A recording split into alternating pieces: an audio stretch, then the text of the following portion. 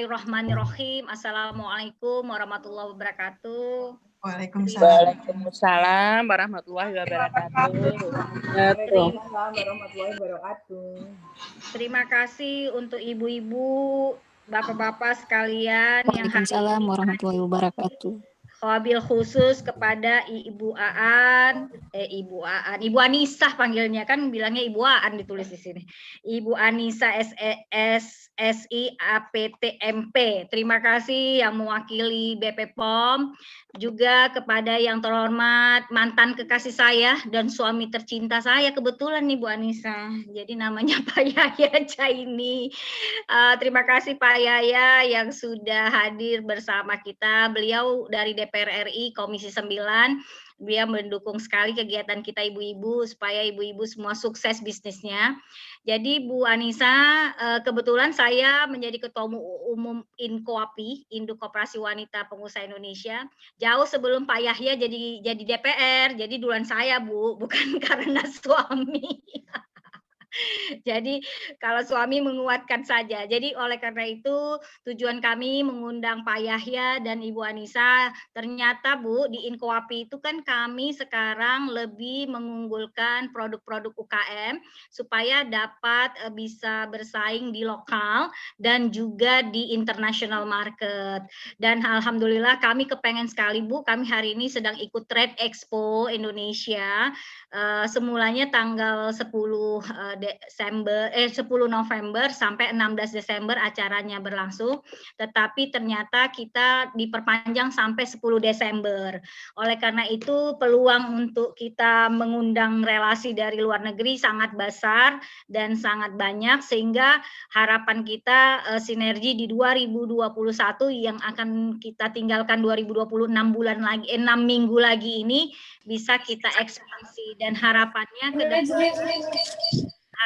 ke depan kita bisa bekerja sama dengan BP POM Bu untuk mendukung produk-produk UKM kita khususnya di binaan INKOAPI yang notabene semuanya ibu-ibu pengusaha nih Bu, makin banyak ada juga bapak-bapaknya di belakang tapi ibu-ibunya yang fardu ainnya di situ. Oleh karena itu itulah pengantar dari saya mohon sambutan sekaligus nanti memberikan arahan dari Pak Yahya Jaini. Harapannya Pak Yahya bisa membantu kita untuk ke depan, khususnya dari Komisi 9, apa-apa yang bisa kita laksanakan bekerja sama dengan INKOAPI. Waktu dan tempat kami persilakan ke Pak Yahya. Silakan Pak Yahya. Pak Yahya dibuka. Assalamualaikum warahmatullahi wabarakatuh. Waalaikumsalam warahmatullahi wabarakatuh. Yang saya hormati dan kita banggakan, Ibu Rita Endang dari Deputi Pengawas Bidang Pangan Olahan BP POM Republik Indonesia, Ibu Syarmila Yahya Zaini, Umum INKOAPI, para Ketua Puskoapi seluruh Indonesia, hadirin wal hadirat yang saya muliakan. Syukur alhamdulillah pada siang hari ini kita senantiasa diberikan kesehatan dan kesempatan sehingga bisa bersama-sama mengikuti rapat webinar yang diselenggarakan oleh INKOAPI beserta seluruh Puskoapi dari seluruh Indonesia. Sebagai anggota DPR dari Komisi 9, saya menyambut baik dan memberikan apresiasi atas penyelenggaraan acara webinar ini karena mempunyai tujuan yang mulia, yaitu untuk memberdayakan serta meningkatkan peran UMKM khususnya yang dikelola oleh Puskoapi di seluruh Indonesia dalam mengembangkan perekonomian di Indonesia. Salah satu kegiatan yang dilakukan oleh Komisi 9 adalah melakukan pengawasan terhadap kegiatan-kegiatan yang dilakukan oleh BP POM. Salah satunya adalah melakukan pendampingan terhadap UMKM dalam melakukan atau meminta perizinan kepada BP POM. Nah, perizinan ini atau yang disebut juga dengan izin edar, ini sangat penting untuk memastikan agar produk yang dihasilkan oleh UMKM atau oleh Puskwapi itu dijamin keamanannya untuk dikonsumsi serta mempunyai mutu dan sangat bermanfaat bagi masyarakat. Ini penting sebab banyak beredar di masyarakat, terkadang makanan yang kita makan, yang kita konsumsi tidak sesuai dengan standar kesehatan karena tidak memenuhi kriteria-kriteria yang ditetapkan oleh BP POM. Oleh karena itu, melalui kegiatan webinar semacam ini, nanti akan mendapatkan berbagai informasi bagaimana cara mendapatkan atau memperoleh izin edar atau perizinan yang diperlukan bagi sebuah produk UMKM, khususnya pangan olahan. Banyak sekali di masyarakat yang dikelola atau yang dihasilkan atau yang diproduksi oleh ibu-ibu di berbagai daerah, bisa bentuknya camilan, oleh-oleh, kue, kemudian keripik, dan berbagai macam yang sekarang ini sangat tumbuh pesat, berkembang di mana-mana. Nah, BP POM selain memberikan perizinan, biasanya juga melakukan pendampingan. Oleh karena itu, kami atas permintaan dari Ibu Ketua Umum Inkoapi, meminta dengan hormat kehadiran Ibu Endang, Rita Endang, agar bisa memberikan sosialisasi sekaligus bimbingan dan arahan jika diperlukan nanti bimbingan dan pendampingan kepada anggota Puskwapi yang ada di daerah-daerah bagaimana cara mengembangkan UMKM khususnya dengan perizinan izin edar dari BP POM. Saya kira ini apa yang dapat saya sampaikan. Sekali lagi saya menyambut dengan baik dan ucapkan selamat berwebinar, berapat nasional, dan kami tidak bisa mengikuti acara ini sampai selesai karena ada kegiatan lain jam 4 yang tidak bisa kami tinggalkan. Demikian kurang lebihnya saya mohon maaf. Billahi taufik wal hidayah. Wassalamualaikum warahmatullahi wabarakatuh. Waalaikumsalam warahmatullahi wabarakatuh. Makasih Bapak Yahya. Pak Yahya melaporkan yang hari ini hadir adalah Ibu Anisha dari BP POM menggantikan Ibu Endang. Iya, Selamat sore Pak Yahya, salam kenal. Silakan. Iya, selamat Bu ya. Iya. Terima kasih Ibu sudah hadir. Ya, sama-sama Pak. Oke, makasih Pak Yahya. Silakan boleh meninggalkan Zoom-nya. Terima kasih Pak, sampai ketemu. Tapi mohon izin kita foto bersama ya Pak, buat ini, buat dokumentasi. Yuk, silakan Farah tolong fotoin atau Nina. Bisa saya mulai ya? Yuk, 1, 2, 3. Satu lagi, 1, 2, 3. Oke. Terima kasih Pak Yahya, terima kasih. Siap. Makasih. Oke, Ibu sekalian, kita mulai dengan Ibu Anissa. Tolong Mas Angga bacakan kurikulum vitae Ibu Anissa. Siapakah Ibu Anissa? Kita pengen ketahui. Ya, narasumber kita pada sore hari ini adalah Ibu Anisha SSI APTMP, lahir pada tanggal 25 November tahun 1974. Aduh, masih muda banget. Ya ampun, di bawah saya. Alamat rumahnya di Jalan Tanah Koja 2 nomor 9 RT 9. Sampai lengkap, Jakarta Timur. Jakarta Timur. Teleponnya 081 280 86 Nggak usah lengkap-lengkap kali lah, enggak langsung di bawahnya. Di bawahnya. Ya. Ini beliau ini di kantornya di Direktorat Registrasi Pangan Olahan, Badan Pengawas Obat dan Makanan BP POM, alamat kantornya Jalan Percetakan Negara. Ya. Nih pada sekarang menjabat sebagai Direktur Registrasi Pangan Olahan. Nah, ini cocok sekali ibu-ibu. Jadi rata-rata produk kita adalah pangan, makanan dan minuman. Jadi pas sekali. Background pendidikannya adalah S1 Farmasi Universitas Indonesia dan S2 Pasca Sarjana Ilmu Pangan Institut Pertanian Bogor. Oh gitu. Itu latar belakang narasumber kita pada sore hari ini. IPB alumni, ya oke. Ya. Udah itu aja. Oke, makasih Bu Anissa. Jadi biar tak kenal maka tak sayang. Ya, siap. Ibu-ibu kita hari ini mendengarkan, dan saya hari ini membuka kesempatan seluas-luasnya buat ibu-ibu dari seluruh Indonesia yang hari ini gabung. Silahkan bertanya sepuas-puasnya, tapi nanti ada limit waktu, sehingga ibu-ibu siapkan pertanyaannya dari sekarang. Nanti pas kesempatan bertanyanya sudah siap, jadi enggak buang waktu. Silakan Ibu Anissa, Angga mau share screen atau gimana Ibu Anisanya? Atau Saya yang share nggak apa-apa Bu? Boleh. Ya. Dikasih hak itunya ya, hak Ya, buka. nanti saya share screen-nya. Oke, silakan Ibu Anissa. Waktu Langsung dan ya Bu. tempat. Ya, baik. Bismillahirrahmanirrahim. Assalamualaikum warahmatullahi wabarakatuh. Yang saya hormati Pak Yahya Zaini, anggota Komisi 9 DPR, dan Ibu Sarmilah selaku Ketua INKOAPI ya Bu ya.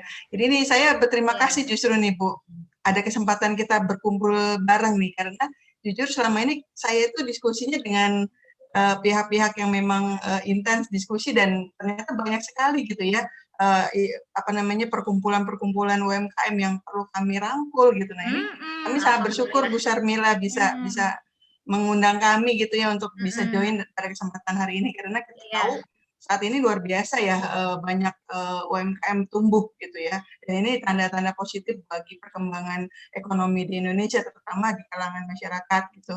Nah, izin saya share screen ya Bu ya, materi ini ya. Bentar. Sudah terlihat belum ya Bu? Sudah Bu, udah terlihat. Ya, ini terima kasih banyak ini Ibu, salam kenal Ibu anggota INKOAPI ya. Jadi pada kesempatan hari ini saya akan paparkan secara detail tentang bagaimana sih ngurus izin edar, karena tadi Pak Yahya sampaikan bahwa untuk bisa meningkatkan daya saing produk kita harus bisa menjamin produknya bermutu gitu ya, berkualitas, aman, dan bisa meningkatkan daya saing, dan dengan salah satunya punya izin edar. Nah, ini bagaimana sih ngurusnya? Nah, pada kesempatan hari ini saya akan jelaskan secara detail. Makanya tadi saya di awal diskusi sama Bu Sarmila, Bu, baiknya kita akan data, kita akan lihat, nanti ke depannya kita akan lanjutkan nih proses pendampingan ini, supaya nggak berhenti cuma sampai di sini gitu ya, sampai pada akhirnya memiliki izin edar itu luar biasa, itu hal yang sangat positif. Nah, mohon Ibu Bapak bisa mendengarkan secara seksama materi ini, karena ada banyak poin-poin penting yang akan menjadi resume atau kesimpulan, oh produk saya wajib daftar nggak sih? Kalau daftar kemana gitu, karena ternyata proses pendaftaran tuh di beberapa titik sesuai dengan bentuk produknya. Nah, tadi saya diskusi baiknya nanti ada pendataan produk apa aja sih yang dihasilkan, nanti kita akan bisa deteksi, oh ini dasarnya ke sini, ini dasarnya ke sini gitu ya. Di slide ini akan saya jelaskan, karena sesungguhnya di negara kita tuh ada pengaturan sesuai dengan tugas dan fungsinya kementerian lembaga gitu. Jadi harus dipahami produk saya masuk kategori apa, pangan segarkah atau pangan olahan. Kalaupun pangan olahan, saya daftarnya kemana nih? Sebagai PIRT, pangan industri rumah tangga, atau di Badan POM. Nah, ini perlu dicermati sangat gitu. Nah, kita tahu di negara kita ternyata industri pangan ini cukup membanggakan nih, menjadi salah satu 6 industri andalan. Jadi Bapak Ibu yang memproduksi pangan ini cukup berbangga hati, karena produk yang dihasilkan itu menjadi industri andalan di Indonesia, gitu, dari 6 industri lainnya, gitu ya. Terus satu hal lagi, kita tahu peran strategis UMKM ternyata begitu besar bagi negara kita. Salah satunya kontribusi terhadap penerimaan negara. Ini terhadap penerimaan negara itu hingga mencapai 61%, ini data dari Kemenpop UKM ya. Ini luar biasa gitu ya, ternyata tidak sepele gitu, walaupun yang memproduksi usaha mikro kecil, tapi peranannya luar biasa buat negara. Selain itu juga penciptaan lapangan kerja. Kita tahu kalau Ibu Bapak memproduksi suatu pangan olahan, otomatis kan membutuhkan tenaga untuk bekerja ya, akhirnya menciptakan lapangan kerja baru, menyerap tenaga kerja. Ini juga luar biasa kontribusi yang sangat positif dari para UMKM. Dan kita tahu juga bahwa UMKM itu tersebar secara geografis. Sebagai buktinya nih anggota INKOAPI ini ada di mana-mana gitu, ada di seluruh Indonesia. Nah, ini menunjukkan bahwa UMKM itu tersebar di seluruh provinsi, di semua sektor, nggak cuma pangan gitu ya, semua hampir ada. Dan ini menjadi ada efek multiplier-nya yang cukup tinggi gitu ya terhadap pemenuhan pendapatan hingga akhirnya mewujudkan stabilitas nasional. Dan yang sangat membanggakan juga adalah ketergantungan pada komponen impor itu sedikit. Jadi dominasi untuk menggunakan produk-produk lokal, dan ini akan akhirnya berpengaruh terhadap penghematan devisa negara. Jadi luar biasa peranan UMKM, oleh karena itu tadi saya sepakat bagaimana meningkatkan daya saing UMKM untuk bisa berdaya saing. Kalau perlu kita go internasional gitu, karena kita tahu produk di Indonesia luar biasa variasinya, tidak kalah dengan produk negara-negara lainnya. Nah, saya juga mau menggambarkan di sini dalam Undang-Undang Pangan tahun 2012 itu jelas pengaturan antara pangan segar dan pangan olahan. Kenapa penting dipahami? Karena nanti proses perizinannya berbeda. Nah, saat ini kita perlu pahami produk ibu bapak yang hasilkan itu produk kategori apa? Pangan segar atau olahan? Apa pembedanya? Nah, sebelum menjelaskan apa perbedaannya, saya mau menjelaskan dulu bahwa untuk pangan yang beredar di negara Indonesia, baik itu yang diproduksi oleh lokal maupun dari impor, dan kalau akan diperdagangkan ke masyarakat dengan kemasan berlabel, jadi kalau ibu bapak memproduksi pangan terus berlabel, diedarkan ke masyarakat, itu wajib punya izin edar dari pemerintah gitu. Nah, bentuknya apa? Nah, ini yang perlu dicermati. Perlu dipahami dulu, pangan ini termasuk pangan segar atau pangan olahan. Pembedanya apa? Kalau pangan segar itu belum mengalami proses pengolahan macam-macam, belum dimasak, simpelnya gitu, belum dimasak. Hanya dimungkinkan untuk mengalami perlakuan minimal. Perlakuan minimal contohnya apa nih? Misalkan cuma diiris, kalau misalkan ikan ya, filet ikan, cuma diiris terus dibekukan, itu nggak ada proses masak ya, itu masuk kategori pangan segar. Atau misalkan lada gitu ya, dari biji lada atau lada bubuk, itu tuh masuk kategori pangan segar karena cuma melalui proses penggilingan misalkan. Jadi pangan segar itu belum mengalami proses pemasakan, simpelnya seperti itu. Dan kalau untuk pangan olahan adalah pangan yang sudah mengalami proses pemasakan gitu. Nah, pembedanya seperti itu sudah sangat clear. Nanti mungkin kalau ada yang belum clear juga kita diskusi ya. Jadi intinya itu, pangan segar belum diproses macam-macam, hanya minimal sekali prosesnya. Sementara kalau yang pangan olahan sudah diproses pemasakan. Nah, apa pembeda perizinannya? Yang pertama, kalau produk ibu bapak masuk kategori pangan segar itu terbagi ada 3, asal tumbuhan, asal hewan, sama asal ikan. Nah, ini berbeda pengurusannya. Jadi kalau asal tumbuhan itu diurusnya itu di Kementerian Pertanian, dalam hal ini di kabupaten kota masing-masing provinsi, di otoritas kompeten keamanan pangan daerah. Jadi kalau ibu bapak mungkin pernah tahu ada dinas pertanian atau dinas apa di daerah, itu yang ngurusin perizinan untuk pangan segar asal tumbuhan gitu. Nanti bisa dicermati produk yang saya hasilkan masuk kategori mana ya gitu ya, itu bisa dilihat. Nah, kalau untuk yang asal hewan itu daftarnya di Kementerian Pertanian gitu. Jadi mungkin yang selama ini diketahui kalau daftar izin edar itu selalu ke Badan POM, padahal tidak selalu, tergantung jenis pangannya. Nah, kalau untuk yang asal ikan itu daftarnya di Kementerian Kelautan Perikanan. Tuh. Nah, untuk pangan olahan itu ada 2 macam. Pangan yang didaftarkan di Dinas Kesehatan Kabupaten Kota atau PTSP ya di daerah masing-masing, atau di Badan POM, ada 2 macam nih. Nanti pembedanya apa? Yang satu diproduksi oleh industri rumah tangga. Sementara yang satu lagi produknya itu memang harus daftar di Badan POM karena resiko tinggi dan sebagainya, nanti saya jelaskan secara detail. Nah, sekarang ini contohnya nih, contoh produk yang tadi saya jelaskan. Pangan segar asal tumbuhan itu contohnya ini, misalkan beras, lada bubuk, ya seperti itu, termasuk kurma masuk dalam kategori pangan segar. Nah, kalau untuk pangan segar asal tumbuhan, sementara kalau pangan segar asal hewan itu contohnya telur ya, telur asin mentah, sarang burung walet, madu murni masuk kategori pangan segar asal hewan. Yang berikutnya pangan segar asal ikan, contohnya tadi filet ikan beku gitu ya. Surimi beku ini masuk kategori pangan segar asal ikan.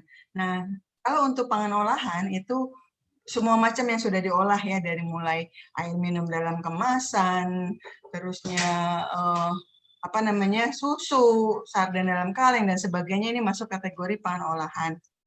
Nah, berikutnya dari semua jenis pangan olahan tidak seluruhnya harus memiliki izin edar. Nah, ini yang perlu dicermati nih. Jadi kan selama ini kalau saya diproduksi terusnya dijual ke masyarakat berlabel Wajib daftar nggak? Nah, yang ini nggak perlu wajib daftar nih. Yang pertama, masa simpan kurang dari 7 hari.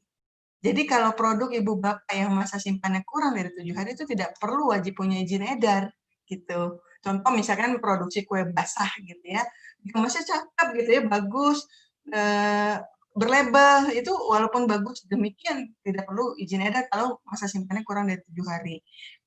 Mungkin kalau bapak ibu yang familiar sekarang adalah roti, misalkan roti ya. Roti ini sekarang ada banyak yang walaupun masa simpan kurang dari 7 hari dia mendaftarkan.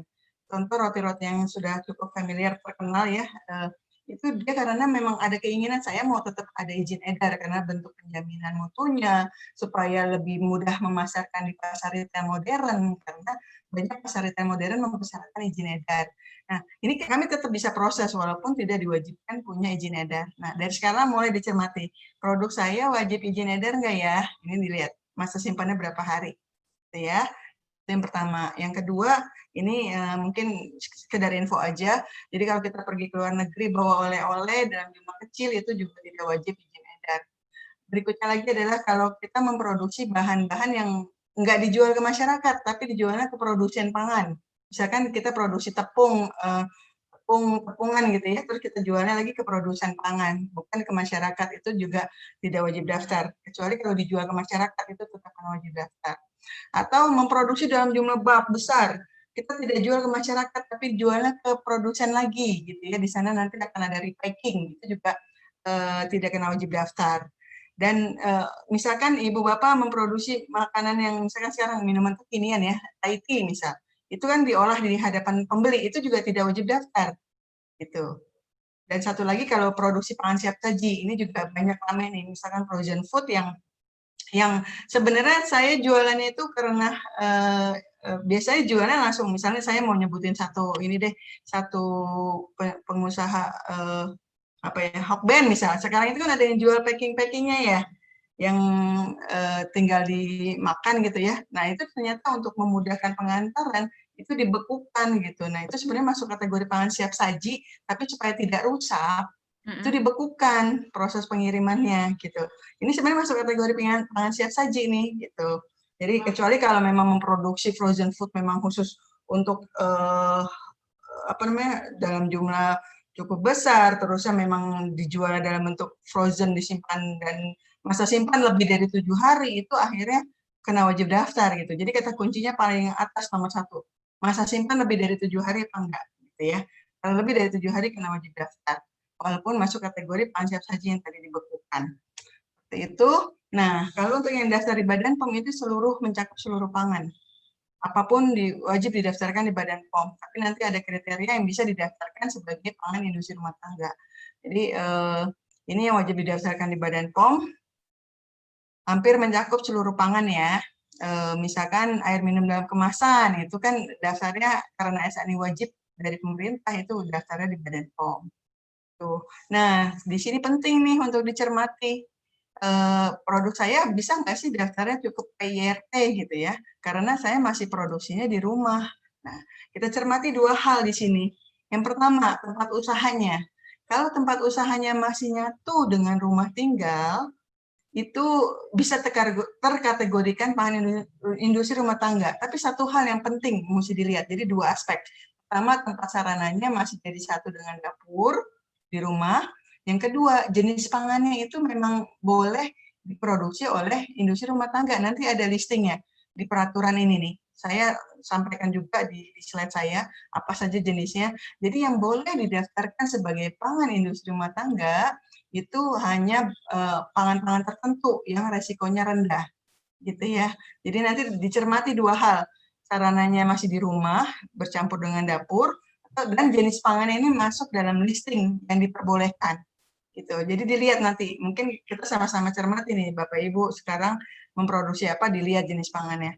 Nah, kalau sementara kalau yang didaftarkan Badan POM itu adalah produknya memang produk-produk yang resiko tinggi, misalkan nih yogurt saya masih di rumah produksinya satu dengan dapur, sementara produksinya yogurt itu nggak boleh industri rumah tangga. Jadi harus daftar di Badan POM. Nah, masalah dapur masih satu dengan dapur itu yang perlu dicari solusi, gitu. Caranya seperti apa? Simpel saja. mungkin punya satu ruangan khusus yang nggak nyampur dengan dapur. Itu untuk sarana produksi, mungkin garasi gitu ya, dijadiin satu ruangan produksi. Yang penting tidak nyampur dengan dapur. Jadi harus terpisah dari dapur untuk kategori yang daftar di Badan POM. Seperti itu. Nah, jenis pangannya apa? Ini bisa dilihat di sini. Kalau ada di dalam listing ini berarti boleh daftar sebagai industri rumah tangga. Ya, ini dicermati semuanya nih, bisa dilihat satu-satu. Ini sayangnya kita nggak interaktif ya,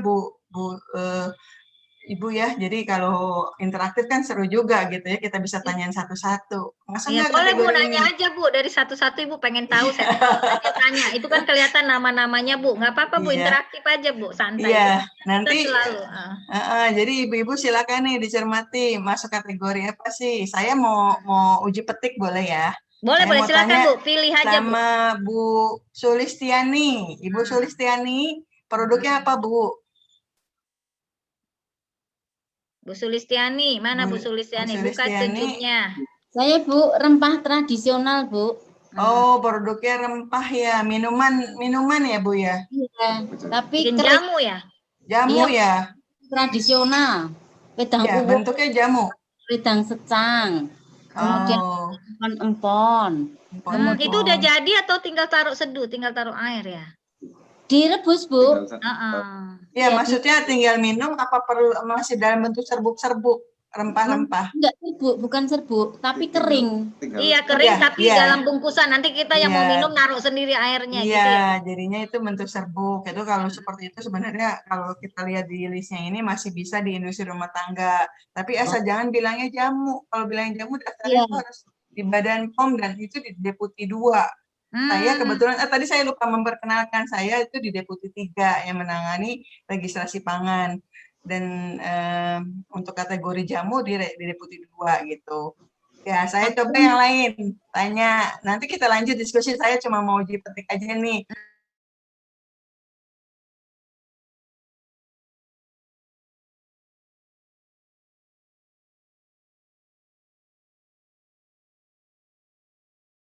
Mencermati list produk yang ada di sini.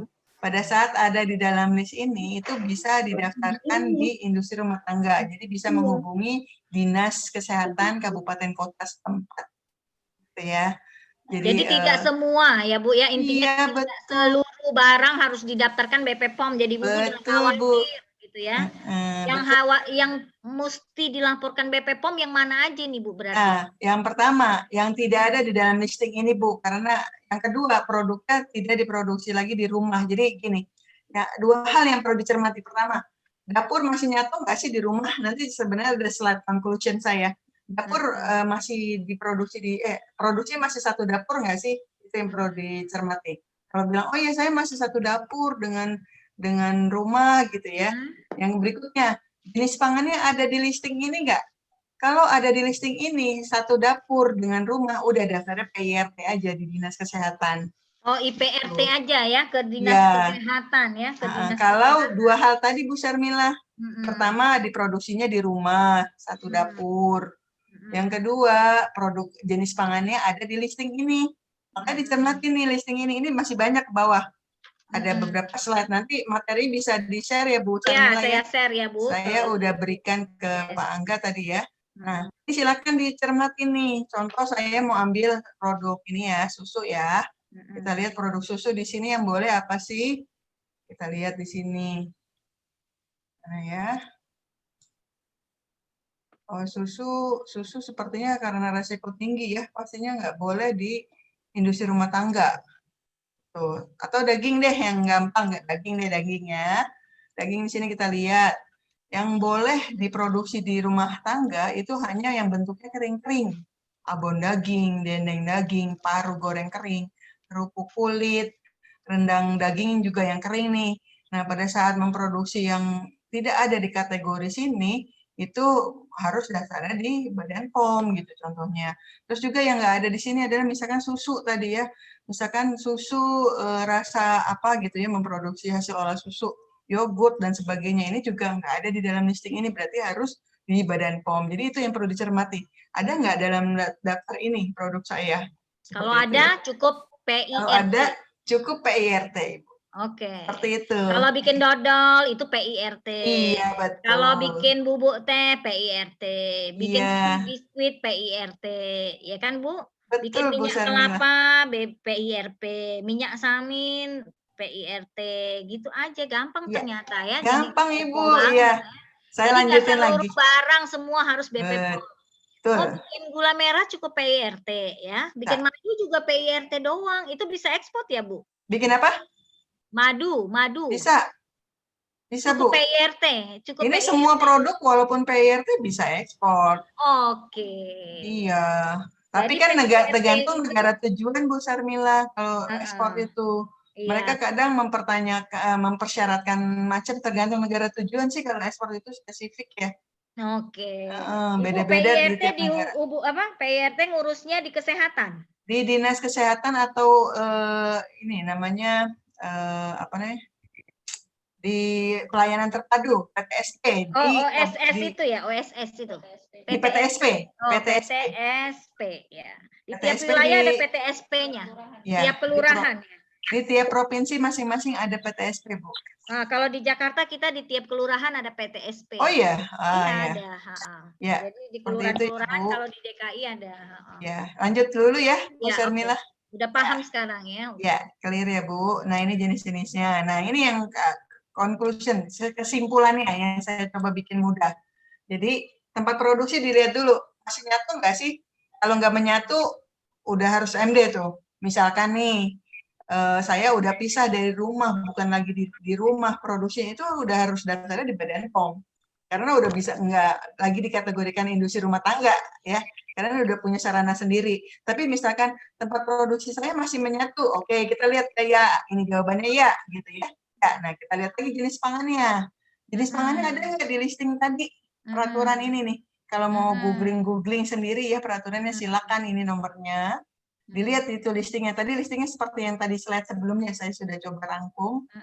Di situ. Nah, kalau jawabannya nggak ada di list itu harus daftarnya MD. Kan ada pertanyaan. Singkatan MD, Bu, singkatannya. Oh ya, jadi MD ini adalah singkatan untuk makanan dalam negeri yang diterbitkan oleh Badan POM. Kalau yang dari impor itu ML, kita sebutnya makanan luar negeri. Jadi kalau ibu bapak nih kalau beli ke pasar, ke toko gitu ya, dilihat izin edarnya. Itu ada BPOM RI MD, BPOM RI ML. Nah itu berarti diterbitkan oleh Badan POM. Tuh. Nah kalau ternyata ada di listing, ada produksinya di rumah tinggal ya sudah cukup PIRT. Ini sertifikat produksi pangan industri rumah tangga. Tuh, seperti itu ya. Nanti kalau ada pertanyaan, saya nggak ada di listing, tapi saya masih di rumah. Nah, itu yang tadi saya bilang. Nggak usah pusing-pusing bikin bangunan yang besar dan biaya mahal. Satu ruangan aja, satu kamar dipakai khusus untuk produksi. Dipastikan tidak nyatu dengan dapur. Gitu. Itu bisa daftar di Badan POM. Nanti minta diaudit sama balai setempat untuk kelayakan sarananya. Seperti itu. Nah, ini kenapa sih harus punya izin edar gitu ya? Ini mungkin yang paling penting ini di paling kanan nih, perluasan pemasaran produk. Kalau yang pertama udah pasti karena produk jadi legal ya, beredar karena sesuai ketentuan, terus juga memenuhi persyaratan keamanan mutu dan gizinya. Tingkat kepercayaan masyarakat pastinya meningkat kan karena sudah punya izin edar dan akan meningkatkan daya saing produk. Nilai tambah produk juga akan meningkat.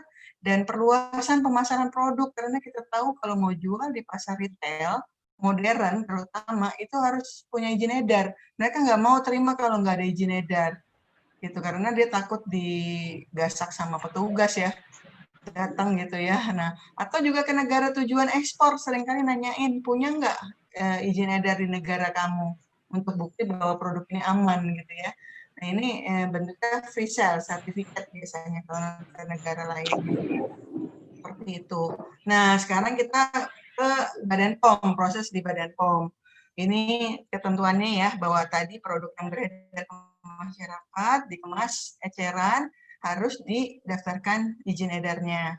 Nah, tahapannya apa? Ini di Badan POM melihat aspek-aspek ini nih, keamanannya, cemarannya bagaimana sih? Karena ini berpotensi bisa menimbulkan penyakit ya. penggunaan bahan tambahan pangan, misalkan saya pakai pengawet, pakai pewarna, pakai pemanis, itu kami harus pastikan tidak melebihi batas maksimum yang ditetapkan karena beresiko terhadap kesehatan. Terus juga kami akan menilai label, aspek mutunya kita lihat gitu ya. Misal contoh produksi bakso, kita harus pastiin kadar dagingnya berapa sih, gitu ya. Itu kita aspek mutu yang kita lihat. Label kita nilai, ada misleading nggak atau ada yang bikin konsumen keliru nggak sih pemahamannya, itu juga kami lihat dari penilaian label seperti itu. Terus, nah izin edar dari Badan POM itu terbit dalam bentuk 12 digit nomor, nomor ada 12 digit. Nah ini ada maknanya masing-masing urutan dan itu diterbitkan oleh sistem. Jadi kami sudah mendaftarkannya secara online Ibu Bapak, tidak perlu hadir ke Badan POM. Jadi sudah secara online dari yang Aceh sampai Papua, tidak perlu hadir, langsung aja di sistem. Ini dia nih, bisa diakses www.irekpom.go.id. Jadi kalau buka ini tuh nanti ada keluar seperti ini. Nanti ada proses registrasi, kalau mau baca-baca dulu juga bisa di sini. Mau baca-baca tentang ketentuannya, segala macam. Nah, izin edar yang diterbitkan Badan POM berlaku 5 tahun. Gitu ya. Dan bisa diperpanjang kalau sudah mau habis, daftar ulang namanya. Itu.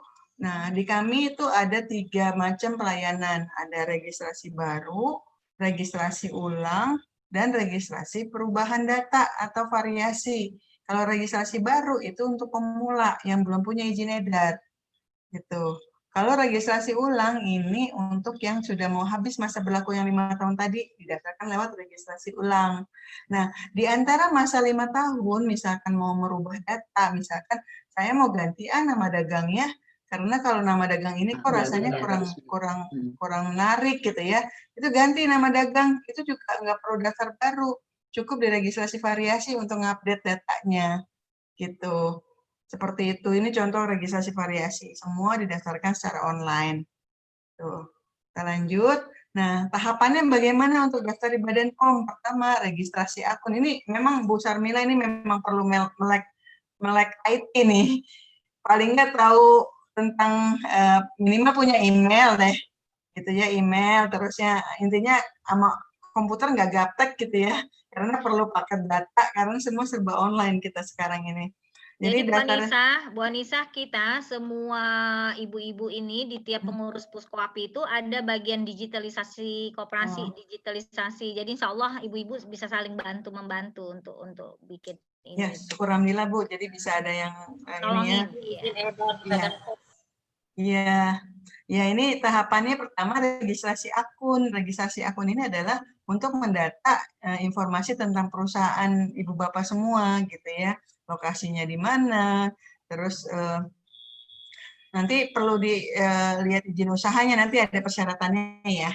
Nah, tujuan registrasi akun ini supaya nanti Ibu Bapak punya user ID dan password untuk bisa data produk gitu. Nanti kami kirimkan kalau sudah mengisi data-data di registrasi akun. Selanjutnya kalau sudah punya user ID dan password baru bisa mendaftarkan produknya. Nah, di sini tahapannya nanti karena sudah online, jadi isinya cuma input data sama upload dokumen yang diperlukan. Jadi tahapan yang diperlukan sekarang adalah menyiapkan dokumennya. Nah, dokumen apa saja itu yang penting dipahami. Ya, kita lanjut. Nah, tahapannya sekarang. Tahapannya, jadi karena sudah online itu prosesnya semuanya di sistem. Nanti Bapak Ibu membuka webnya, ini webnya. Dari web itu nanti ada proses tahapan untuk input data. Input data perusahaan, data pabrik, gitu ya. Sama upload dokumennya. Dokumen apa nanti ada di bagian bawah. Nanti saya jelaskan ini di persyaratannya ya. Nah, setelah itu nanti setelah diisi dan dikirim datanya, petugas akan melakukan evaluasi, verifikasi dokumen. Nah, nanti akan dikirimkan user ID dan password-nya. Gitu. Nah, persyaratannya apa? Itu yang pertama yang perlu disiapin nih, perlu diperhatikan Ibu Bapak. Pertama, NPWP. NPWP pasti udah punya ya Bapak Ibu ya, NPWP. Yang berikutnya itu ini kalau sudah terkonek dengan online single submission yang punya BKPM, itu bisa dengan NIB, nomor induk berusaha. Gitu. Yang berikutnya ini izin usaha. Izin usaha perlu dipersiapkan. Izin usaha untuk mikro kecil itu berupa izin usaha mikro kecil IUMK yang diterbitkan oleh kecamatan atau PTSP, tergantung daerah masing-masing. Itu tanya aja, ngurus izin usaha mikro kecil bagaimana sih gitu ya, PTSP bisa. Atau sekedar surat keterangan domisili usaha gitu yang diterbitkan oleh aparat desa setempat. Jadi ini izin usaha ini yang disiapkan. Yang penting untuk juga dipersiapkan ada nomor 4 nih. Pemeriksaan hasil audit sarana. Ini penting karena untuk menjamin produk yang dihasilkan bermutu dan aman itu harus diaudit oleh petugas balai setempat. Misal produksinya di daerah Bandung gitu ya, itu diaudit oleh petugas Balai Besar POM di Bandung gitu. Jadi memang tahapan yang perlu dipersiapkan nomor 4 nih, Bu Sarmila, yang rasanya dari sini tuh kalau yang memang serius untuk mendaftarkan ke Badan POM, langkah nomor 4 yang harus dipersiapkan. Hasil audit ya. Siapa yang Iya. audit, Bu? Siapa yang audit itu? Yang audit balai, Bu. Balai setempat. Misalkan Ibu ada di Jakarta, ya Balai Besar POM di Jakarta. Gitu. Kita bersurat atau kita datang aja? Untuk pengajuan mungkin baiknya kalau saya saran berdiskusi dulu, Bu, konsultasi. Datang dong ya berarti iya. Ya. Tapi kalaupun enggak, bisa lewat telepon karena mereka banyak sekali akses untuk konsultasi, ada lewat telepon. Tapi kondisi pandemik ini, kemarin saya dapat kabar kalau yang Surabaya ya, karena di sana zona merah, mereka konsultasi hanya lewat WA atau lewat online. Ibu ada kontak-kontaknya di seluruh Indonesia ini yang untuk balai lembaga ini? Ada. Ada. Nanti saya kirim ya. Alhamdulillah. Nanti Ibu kirim ke kita. Biar nanti teman-teman ya. Biar nggak bingung ke sana ke sini kan nanti nemuin orang yang nggak jelas, bingung orang itu nanti. Iya betul. Saya forward nanti saya titip ke Pak Angga ya Bu. Iya Bu. Iya. Jadi nanti untuk mempersiapkan audit sarana memang harus kontak ke balai-balai Bu, supaya diarahkan persyaratannya apa. Tapi satu lagi Bu Sarmila. Jadi mungkin Mas Angga, nanti kita bikin satu pintu aja semua Inkuapi yang bikin surat. Nanti ibu-ibu itu tinggal datang berdasarkan wilayah masing-masing, Angga ya. Iya. Ya, Bu. Tapi satu hal Bu Sarmila, perlu dideteksi dulu produknya itu wajib daftar nggak? Sayang kan? Iya, nanti Mas Angga yang ngurusin seleksi. Iya. Yes, keripik gitu, keripik industrinya rumah. Nggak usah lah kalau keripik. PRT aja. Iya. Jadi kalau tadi produknya daging atau susu gitu ya. Itu yang kita push untuk daftar ke Badan POM. Jadi memang perlu ada screening Bu Sarmila. Produk mana aja sih yang wajib daftar di Badan POM supaya lebih tepat sasaran. Boleh, gitu. Iya. Iya. Itu persyaratannya ini untuk daftar akun. Jadi memang yang paling urgent untuk disiapkan adalah nomor 4. Izin usaha rasanya udah pada punya kali ya. Izin usaha mikro kecil. Iya, itu lanjut ke daftar produk. Jadi kan setelah daftar akun tadi akan dapat user ID dan password. Dari situ bisa masuk nih ke daftar produk. Nah, daftar produk ini tahapannya dari mulai pilih ini nih, pilih tombol gitu ya, irek pangan. Terusnya nanti login sesuai user ID yang dimiliki, input data dan upload dokumen yang dipersyaratkan. Persyaratannya apa ada di bawah nanti. Terus nanti ada perintah bayar. Nah, berapa tarifnya nanti ada di slide berikutnya. Tarifnya itu bervariasi. Nah, namun untuk mikro kecil itu tarifnya separohnya 50% diskon. Gitu ya. Dari situ setelah bayarnya juga bisa ke seluruh bank lewat online. Nggak perlu bayar ke petugas karena memang langsung masuk ke kas negara.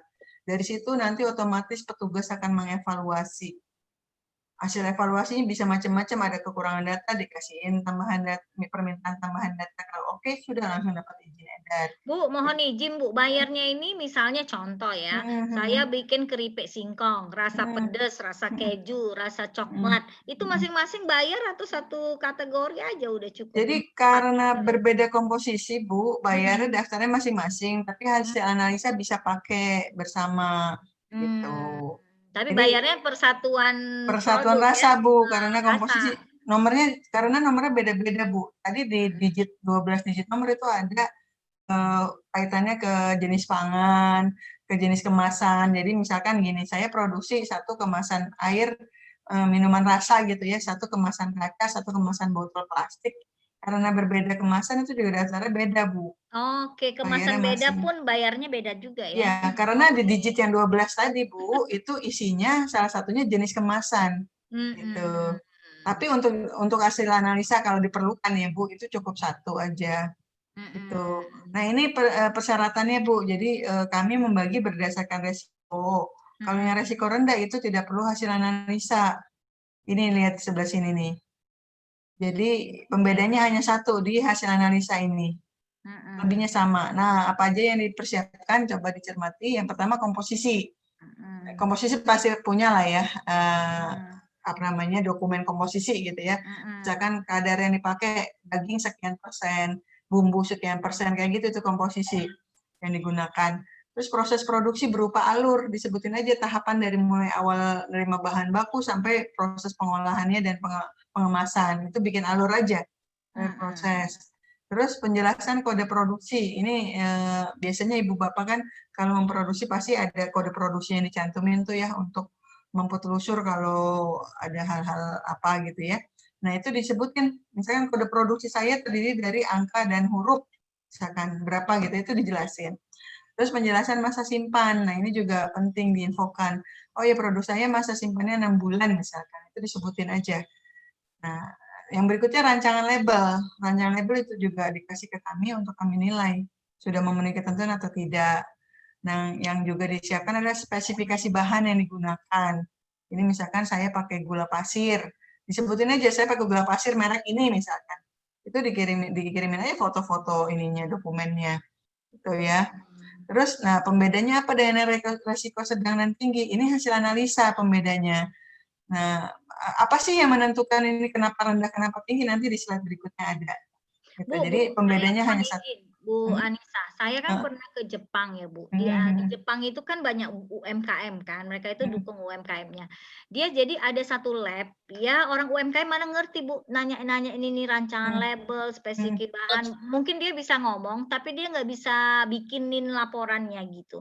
Nah di Indonesia ada nggak ya Bu, kayak yang di Jepang itu kita tinggal bawa barang ke situ, dia yang nulis-nulisin ini semua gitu-gitu, ada nggak Bu di Indonesia kayak gitu? Sewa tempat lah, sewa agent gitu Bu yang ngurus-ngurus gini. Nggak ada ya Bu ya. Sebenarnya ini kalau Ibu Bu Charmila, ini sebenarnya simpel banget loh Bu. Sampai nanti saya kirimin e-book deh.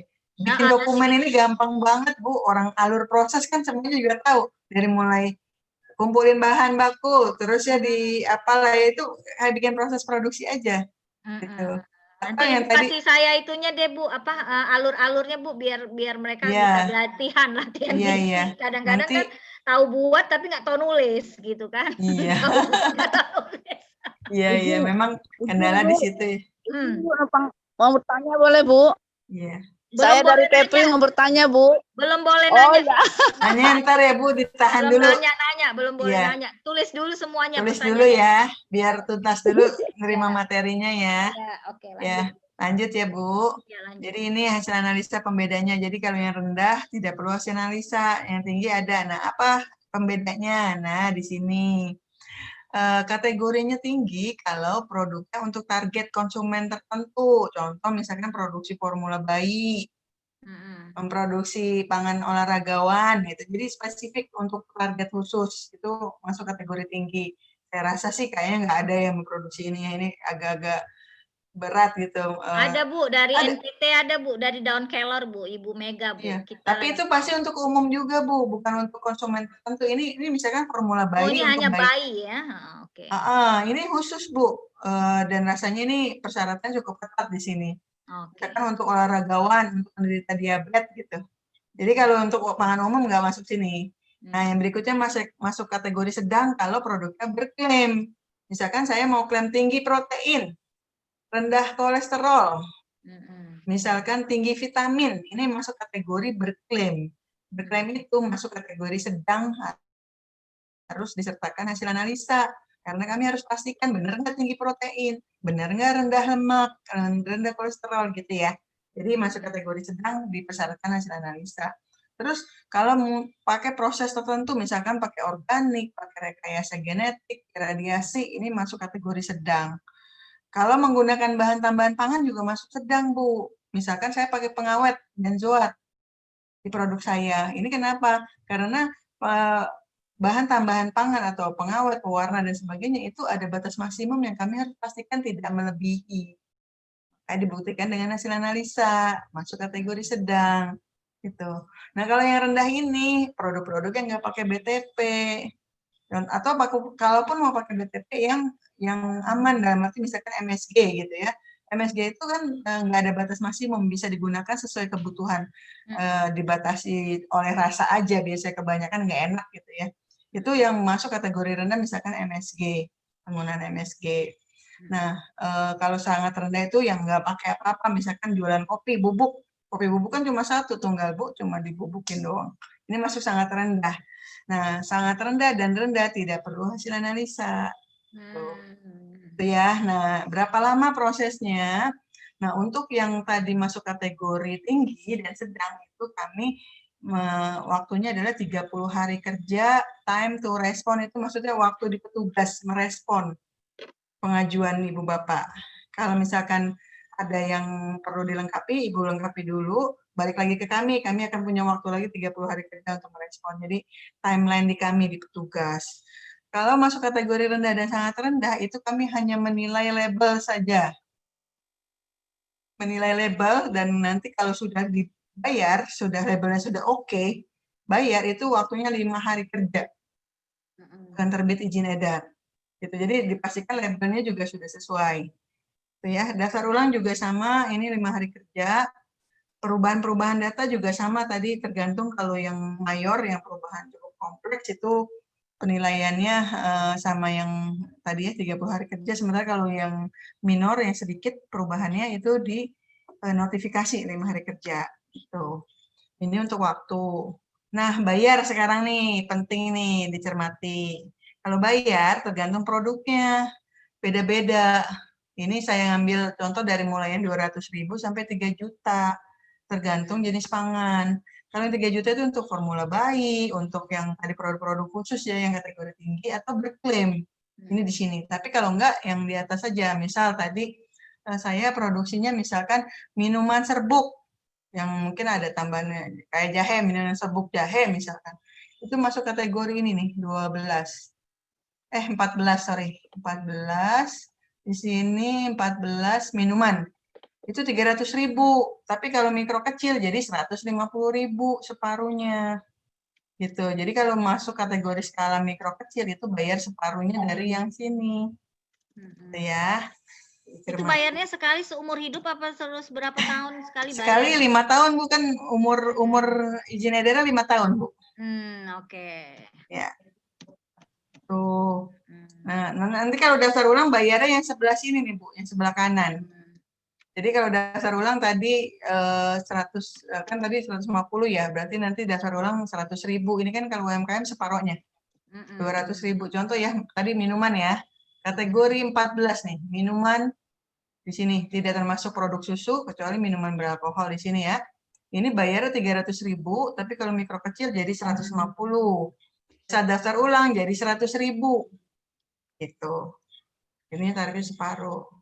Ini karena kita punya program 50% diskon untuk UMKM. Gitu ya. Sampai kapan Bu diskon itu Bu? Seterusnya? Selamanya Bu. Oh, alhamdulillah. Berarti nggak diskon dong, harga tetap itu bukan diskon. Harga tetap. Betul. Mungkin bahasanya bukan diskon ya.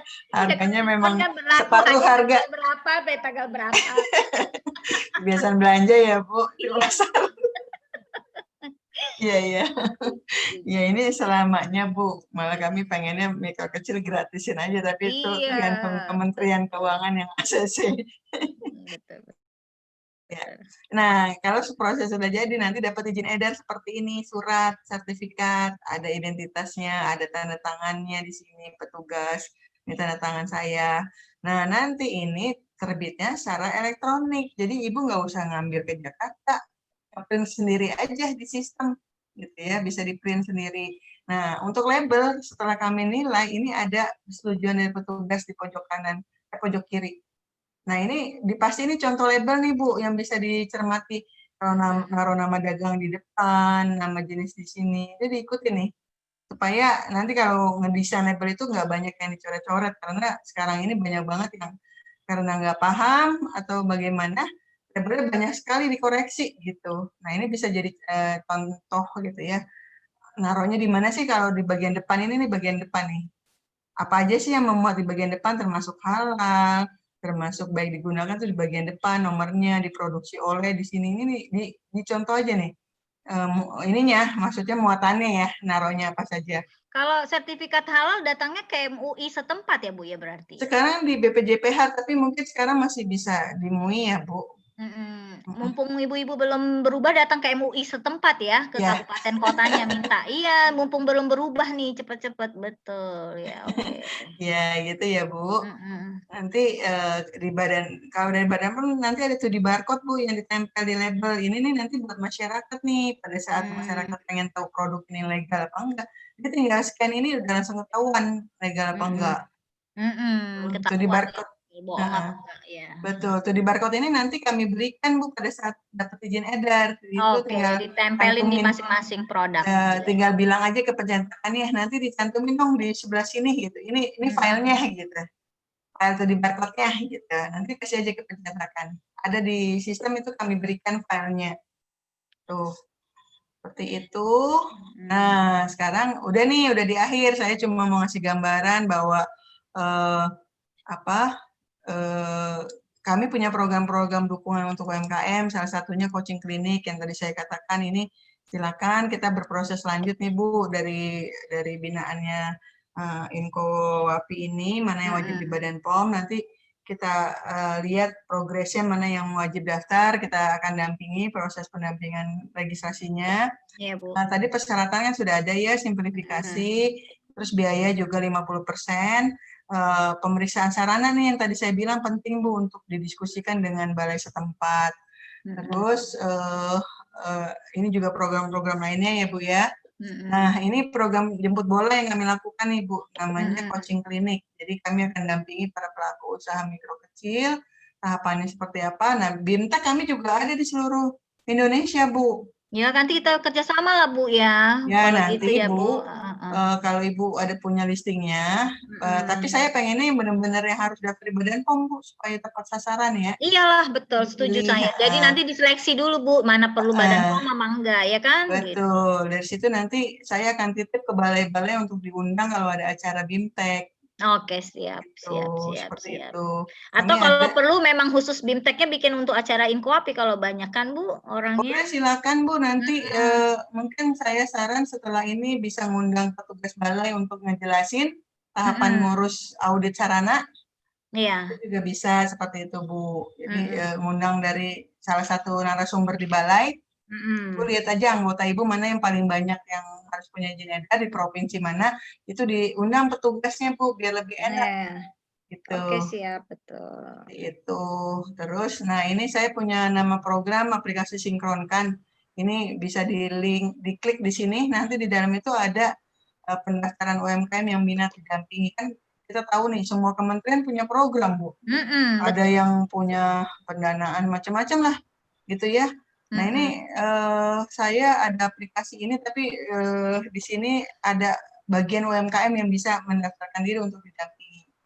Berharap aplikasi ini dilihat sama kementerian lembaga lain sih Bu, supaya mereka bisa tahu oh ada UMKM di wilayah sini nih yang minta didampingin, jadi objek mereka untuk dilanjutkan program pendampingannya gitu. Saya berharap aplikasi ini bisa dimanfaatkan oleh semua pihak.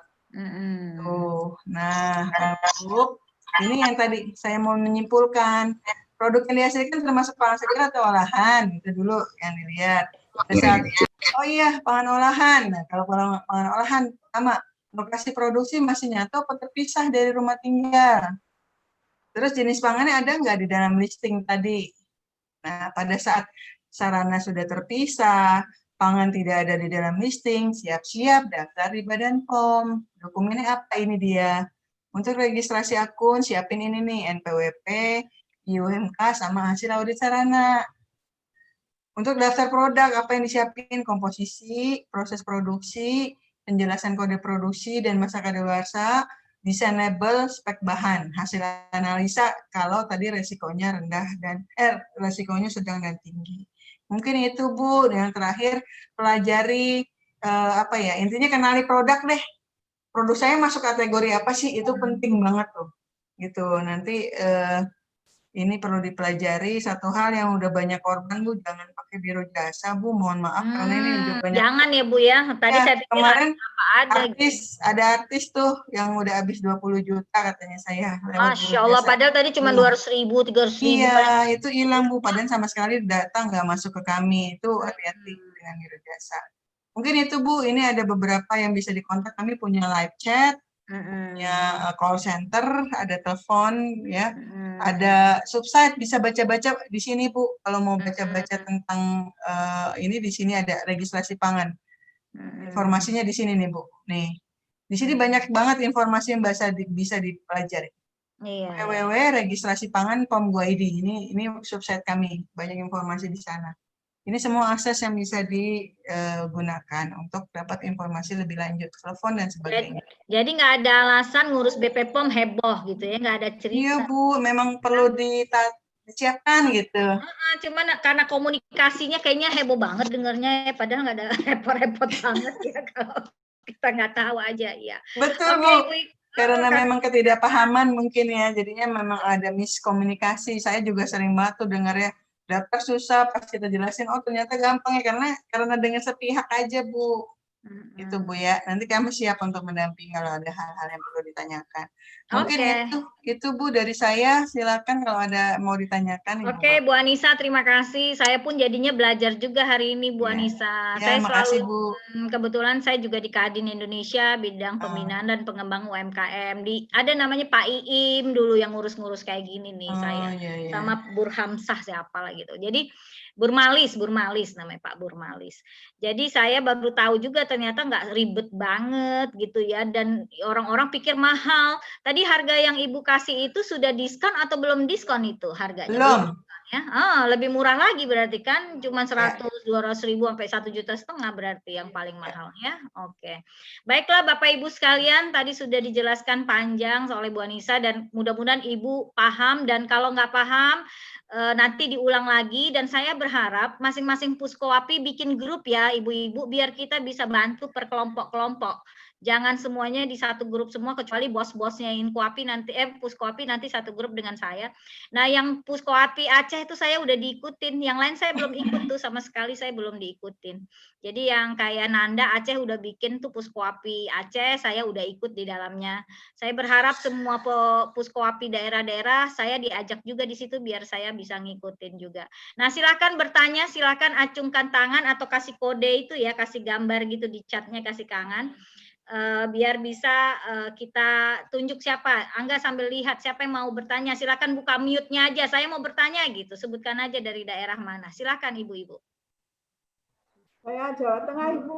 Oke, silakan Jawa Tengah. Langsung Bu Wiwi. Bismillahirrahmanirrahim. Assalamualaikum warahmatullahi wabarakatuh. Waalaikumsalam warahmatullahi wabarakatuh. Terima kasih Bu Anissa, tadi sudah disampaikan panjang lebar masalah BP POM. Semoga kita difasilitasi Inkowapi, mudah-mudahan dapat gratis ya.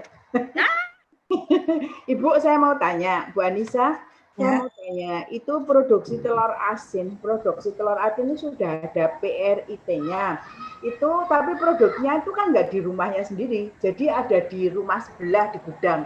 Apakah kalau seandainya kita mau penjualan ke luar negeri harus pakai BP POM, Bu? Satu itu. Perlu berarti, ya. Coba Bu Anissa. Coba Bu Anissa. Ya. Jadi Bu, yang tadi saya katakan kalau mau ekspor itu tergantung negara tujuan. Yes. Ada yang beberapa negara maunya ada badan POM-nya, ada yang enggak sama sekali. Jadi memang tergantung negara tujuan Bu, Ibu menjajakinya, dan mungkin untuk lebih tahu detailnya juga saya channelnya kurang tahu juga nih kemana ya untuk bisa ekspor itu, mungkin bisa diskusi dengan Kementerian Perdagangan atau dengan Kementerian Luar Negeri, mungkin Bu Sarmina punya channel-channel itu. Iya. Jadi intinya tergantung negara tujuan Bu kalau untuk ekspor ya. BP POM kemana apa enggak. Tapi menurut saya Bu Wiwi, sekarang kita udah tahu begini, kita kirim aja, kita masukkan untuk ekspor aja Bu Wiwi. Jadi nanti kalau ada permintaan khusus dari dia tambahan baru kita urusin ya Bu. Biar jangan gara-gara itu kita nggak ekspor nanti rugi. Betul Bu Sarmina. Kita tetap majuin aja itu berarti Bu Wiwi, udah boleh. Sudah Ibu, sudah saya masukkan keripik asinnya ada. Telur asinnya, kerupuk telur asinnya ada, itu kebetulan UKM-nya ada di sini Bu, ada di Alhamdulillah, salam kenal ya, UKM-nya mana orangnya, nggak kelihatan. Oh, ikutan Zoom. Bu, anu moodnya dibuka, Bu. Moodnya dibuka. Bu Sri Rahayu, moodnya dibuka. Bu Suci Rahayu, berarti udah semangat ya Bu Suci ya, jangan takut ya untuk ekspor, siap tempur. Mana Bu Suci? Kemarin takut Bu, kalau mau ekspor dikira harus BP POM. Enggak. Tergantung negara tujuan Ibu. Jadi tanyakan dulu negara tujuan. Kalau memang mempersyaratkan Badan POM, nanti coba kita jajaki lanjut ya Bu. Berarti ibu-ibu semuanya cek perlu badan POM atau tidak dengan skema yang tadi Bu Anissa lihat. Itu kan ada syarat-syaratnya itu kan, badannya nggak ada di data itu baru ngurus BP POM ya kan. Terus Kalau itu ada rendang, Bu. Rendang. Oke, silakan yang lain. Silakan yang lain, ada lagi mau bertanya? Saya Bu Ai. Bu Ai, silakan Bu Ai dari Bandung, Jawa Barat. Ya, terima kasih. Salam kenal Ibu Anissa. Iya Bu. Paparannya cukup Pak, harus dipelajari itu Bu. Nggak bisa langsung dicerna. Iya Bu. Begini Bu, saya tuh produksinya rumahan dan itu berkala, tidak setiap hari. Jadi saya tuh bikin kolang-kaling, tape kolang-kaling. Aduh, asik tuh. Agak aneh ini memang. Tapi enak tuh Bu Ai, enak kedengarannya aja udah enak banget. Ya, tapi penggemar sebetulnya banyak. Hanya saya tidak bisa lanjut produksi karena saya sudah daftar ke MUI. Sertifikatnya tidak halal. Oh, kok bisa? Karena ada alkohol ya? Karena alkoholnya itu 3% kalau nggak salah. Itu harusnya itu ya? Harus 1%. Terus saya tanyakan kenapa di Kuningan, Cirebon itu kan tape ketannya itu kan sudah beredar kemana-mana. Saya bilang apa memang tidak ada izin MUI atau sertifikat halal. Jadi saya juga agak bingung untuk mengurus langsung apa perlu ke BPOM atau ke PRIT-nya. Jadi saya belum mengurus ke sana gitu. Karena jadi ya produksi rumahan aja. Jadi kalau ada yang pesan saya buatkan gitu aja. Sebetulnya ini bisa besar ya ininya apa? Kayak tape uli gitu ya Bu? Kayak tape uli ya? Bukan, jadi kolang-kaling itu diprosesnya memang ada proses seperti tape. Jadi dia dikemasnya dalam toples gitu berkuah, ada kuah tape ya, rasa tapenya itu nantinya hasilnya. Itu fermentasi. Persis seperti tape ketan. Iya. Nah, iya jadi sih. Jadi kalau tape biasa di tape kolang-kaling itu kalau seminggu di luar tidak dimasukkan ke kulkas, dia fermentasinya terus. Jadi dia lebih alkoholnya lebih tinggi nantinya. Tapi kalau disimpan di dalam kulkas, dia tidak fermentasinya berhenti ya karena dia dingin kan. Itu tahan sampai 3 bulan, jadi masih bisa dikonsumsi. Nah, saran Ibu gimana Bu Anissa? Saran Ibu kan ternyata tape itu non halal pula kata MUI. Berarti kita kebelakangan ke MUI ya kalau bisa. Jadi emang betul Bu, tape itu kan baik itu tape kolang-kaling maupun tape ketan itu kan proses fermentasi. Dia tuh akan terus menghasilkan alkohol. Betul. Jadi mungkin makanya kan kalau yang masih awal-awal kadar alkoholnya masih kecil, sedikit. Mungkin strateginya Bu Ai. Kan kalau dapat halal itu kadarnya maksimal kalau nggak salah 1,5%. 1%. Nah itu sebisa mungkin pada saat di bawah 1% itu masa simpannya yang tadi itu di lemari es. Oke. Supaya jangan dia jadi nambah terus alkoholnya. Jadi Ibu pada saat daftar ke MUI itu dipastikan nanti penyimpanan produk di lemari es, itu yang pertama. Dan itu masa simpannya Ibu berarti pada saat habis produksi simpan di kulkas itu dipastikan alkoholnya nggak nambah dari 1% itu gitu. Baik, terima kasih. Dapat strategi. Ini strategi penyimpanan karena kan memang nggak mau itu pasti ada proses fermentasi, ada alkohol. Berarti kita kalau beli makanan yang di pasar-pasar tuh ada alkohol berarti. Iya Bu, kalau simpan yang nggak di kulkas itu kadarnya tinggi Bu. Betul. Saya baru tahu sekarang. Tapi karena orang yang seneng dia sereng gitu itunya alkoholnya sudah ada, itu mereka bilang lebih asik katanya. Jadi dikasih es batu itu dia seger katanya gitu. Bu, untuk kebanyakan mabok Bu. Oh enggak, kalau sampai mabok mungkin enggak, karena dia 3% itu udah top. Iya, Udah ya. ini Udah banget ya, paling asam maksimal banget ya, ya. nggak bakal ya. Kalau sampai 7% mungkin dia playang-playang kali, Bu.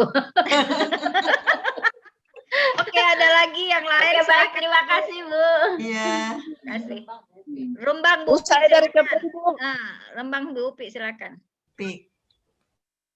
Ibu Rembang, silakan Bu Terima Upi. kasih, terima kasih. Assalamualaikum warahmatullahi wabarakatuh. Salam Ibu Upi dan teman-temannya. Ya, salam kenal Bu Anissa.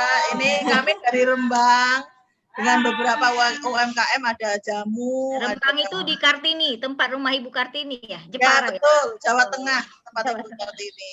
Yang kami tanyakan satu adalah mengenai saya kan produksinya bumbu serepeh khas Rembang. Itu siap. Bumbu serepeh. Bumbu serepeh apa tuh?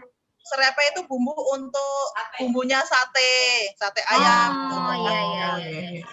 Ya, untuk khas Rembang Ibu. Itu termasuk olahan siap saji, tetapi kami jual secara prosen Bu. Kita masukkan ke dalam.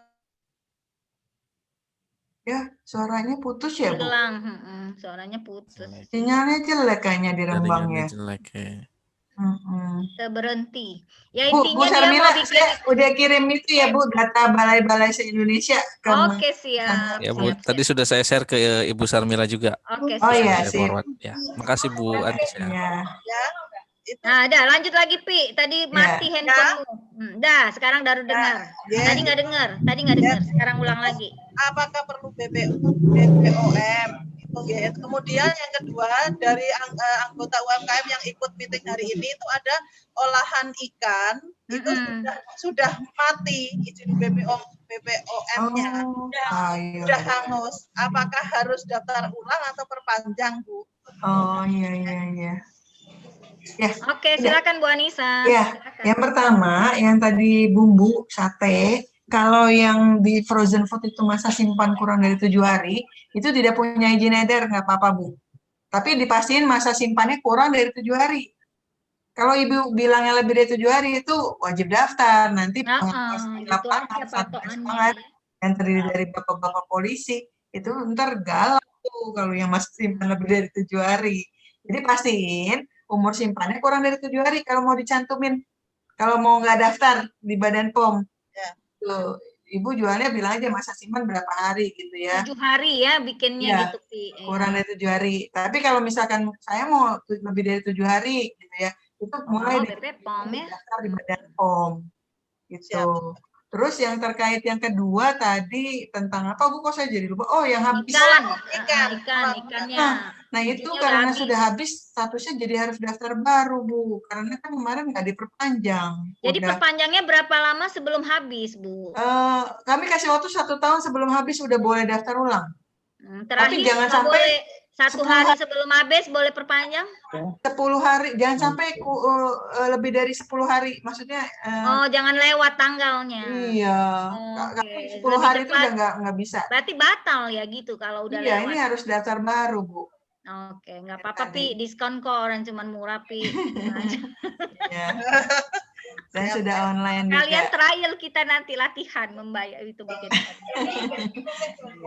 Oke, ada lagi dari daerah lain, silahkan. Ibu Sulistiani, Bu, mau bertanya nih, Ibu Sulistiani. Silahkan. Kepri juga di sini ya, siap-siap Kepri. Bu Huida.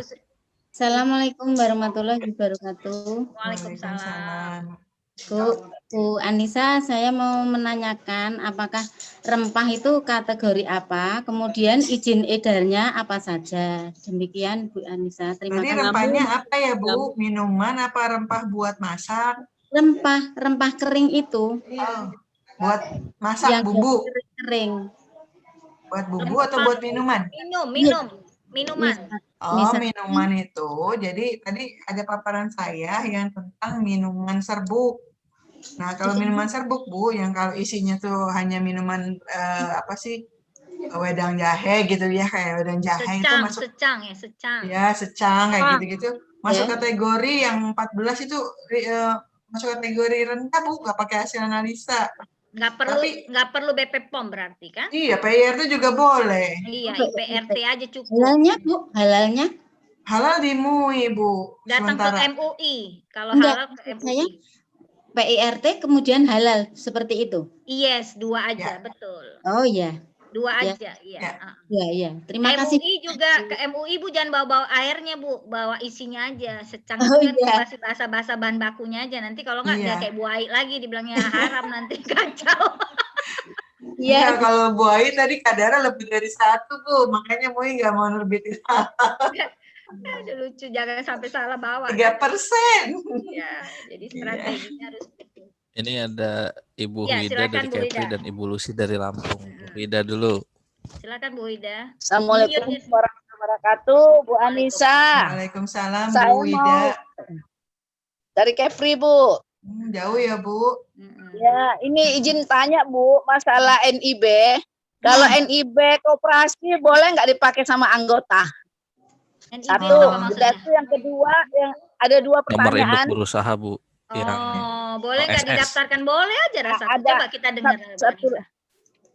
Tunggu satu lagi Bu, masalah madu. Bagaimana kita mengetes kemurnian dari madu itu? Kan di sini banyak madu. Cuma saya mau ngepack, misalnya mau dibotolin. Apakah itu bagaimana izin edarnya? Bagaimana kadarnya? Kita BRT. mau ekspor misalnya, seperti apa? Itu aja Bu. Terima kasih Bu. Ya. Aduh gampang berarti ya. Ya, yang pertama, NIB itu pakai NIB koperasi nggak apa-apa Bu, asal koperasinya itu rela. Iya nggak apa-apa kan buat untuk anggota Bu, biar anggotanya Iya kan nggak boleh, punya yang PT. penting koperasinya memang ngasih izin ya monggo dipakai, tapi nanti tuh konsekuensinya di pelabelan jadi nama koperasi. Iya, betul. Nggak Gitu. boleh nama perusahaannya. Bu, jadi itu nanti boleh nama pribadi, emang bisa? Boleh Bu, NPWP itu perorangan bisa loh. Oke, mau nggak mau bikin NPWP pribadi dong. Iya, Atau betul. UMK tadi ya? UMK. Betul. NPWP, UMK itu bisa. Jadi Pak mau pakai pribadi boleh, pakai koperasi boleh. Silakan aja. Ya, Tapi jadi Bu Aida, dampaknya- sebaiknya yang produk koperasi bikin pakai izin koperasi. Tapi kalau anggota kita mau bikin sendiri nggak apa-apa Bu, jangan repot-repot. Kita mah jangan kasih kepala kita pusing. Biar aja anggota kita yang bikin sendiri. Iya, silakan. Kan nanti di label bisa nyantumin sendiri tuh. Wah, diproduksi oleh Ibu Ida Suminar. Nah, gitu kan. Mau nama Dipasarkan perusahaannya. oleh koperasi mana gitu, atau puskos di mana dipasarkan kan bisa. Ya, terus kalau untuk madu, Bu, madu ini itu pengujiannya itu memang dia ada hasil apa ya? Walaupun dasar di kami itu notif ya, nggak pakai hasil analisa. Kan dia single ingredient ya, dasarnya gampang. Tapi untuk kepastiannya itu ada namanya uji diastase, uji apa ada istilah kimianya untuk mastiin ini gula madu asli atau tidak. Karena kan kita tahu sekarang ini luar biasa ya, marak banget tuh. Madu-madu palsu deh. Ya, intinya nggak benar gitu ya. Nah ini pengujiannya ada di lab itu di estase istilahnya. Tapi kalau untuk daftar sebenarnya kami notif, tidak ada hasil analisa. Untuk madu tuh mudah banget. Gitu. Cuma ya dipastiin madunya, kalau ibu kan punya tanggung jawab moral ya. Madu yang saya jual itu madu murni atau madu yang tidak sesuai gitu. Nah itu ada dari sisi lab pengujian di estasenya. Itu mungkin bisa diskusi lagi dengan balai itu. Ya. Dibawa ke lab lah ya Bu, biar lebih bagus. Iya, ya. dengan lab Bu, betul untuk pengujian. Itu Oke. Bu. Siapa lagi Bu Aida? Makasih. Siapa lagi? Angga tadi. Ibu Lucy Bu dari Lampung tadi. Lampung, silakan Lampung. Ibu Lucy. Ini apa nih? Mut, coba. Ya, Lampung Nah silakan. ini Siapa Ibu Lucy. namanya enggak? Ibu Lucy Hartini Bu. Dari Hurtati Lampung, silakan Bu. Ya Bu, silakan Bu. Assalamualaikum warahmatullahi wabarakatuh. Waalaikumsalam. Waalaikumsalam. Halo, assalamualaikum Ibu.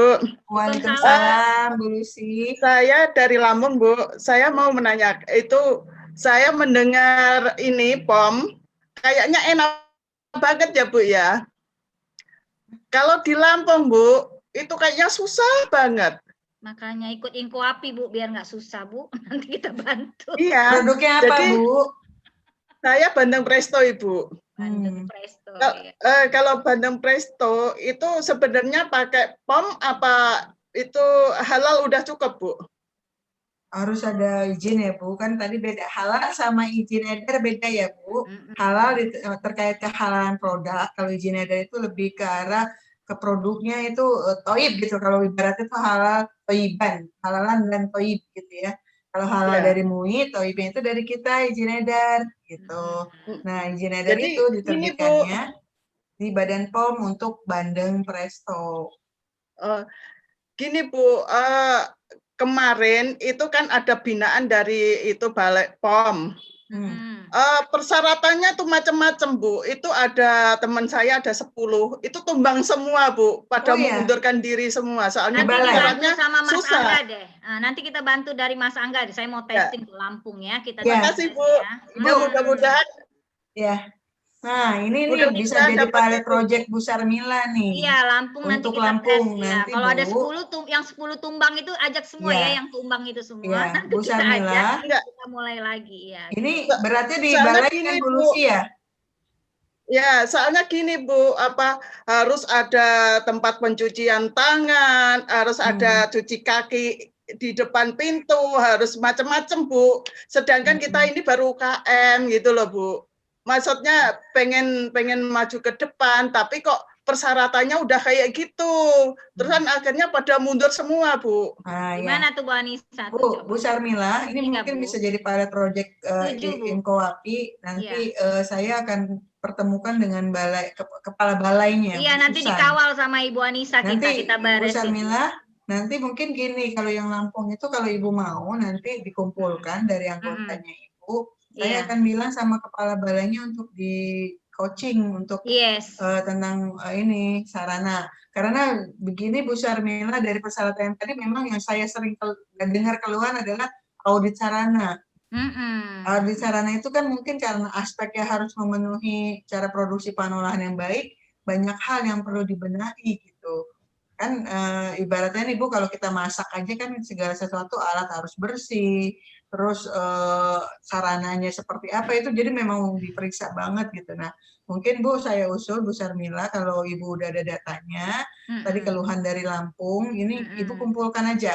Nanti saya akan coba sampaikan ke kepala balai, Bu Sarmila bisa komunikasi dengan kepala balainya langsung untuk itu. Siap Ibu Anissa, siap ya. Jadi nanti teman-teman Bu Lucy, kita lewat Ibu Armi, kita akan bicarakan soal BP POM ini coaching di masing-masing wilayah yang perlu mendapat perhatian ya. Oke.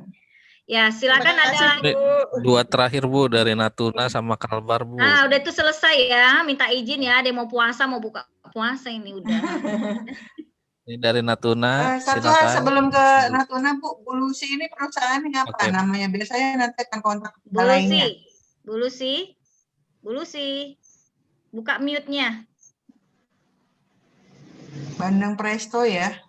Iya, Bandeng Presto. Tapi Bandeng Presto kalau nggak 7 hari juga nggak perlu nggak perlu BP POM. Kalau nggak 7 hari, kalau 7 hari baru lewat 7 hari baru BP POM kan gitu. Betul Bu Sarmila. Jadi Ibu Lucy nggak usah bikin aja presto yang kurang 7 hari ya kan. Bikinnya sedikit-sedikit aja. Jadi kalau sedikit laku udah gitu. Jadi mau halal aja nggak masalah kalau Ibu mau jual kurang dari 7 hari. Betul sekali. Iya, stoknya aja didikitin supaya cepet, jangan sekali bikin lama, akhirnya bikin repot sendiri kita kan gitu ya. Kita mulai dengan 7 hari. Ya, oke. Cintanya Bu. Itu tadi kalau rendang itu juga harus ada jangka waktu lebih dari 7 hari pakai BP POM Bu. Iya, kalau lebih dari 7 hari semua makanan apapun itu mesti pakai BP POM. Apapun itu makanannya. Makanan siap saji lebih dari 7 hari harus pakai BP POM. Jadi ibu-ibu harus cermatin sebagai pengusaha, bikinnya tuh kurang 7 hari supaya bikin cukup IPRT aja, nggak heboh-heboh gitu loh. Kalau kurang dari 7 hari nggak perlu izin PIRT juga. Iya. Iya. PRT dong. Kalau mau izin aja. PIRT nggak perlu juga Bu. Malah nggak perlu juga lagi. Ya, alhamdulillah. Bikin aja usaha sendiri ya tanpa perlu izin. Iya. Oke, good. Silakan Mas Angga tadi yang kedua terakhir dari Natuna. Silakan Natuna. Wah, hebat nih dari Natuna ikut juga nih. Silakan Natuna.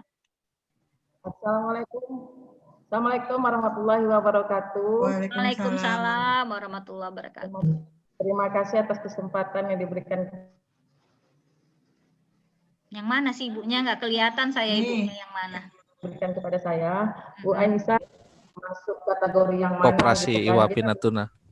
Oke. Ya, Koperasi Iwapi Natuna.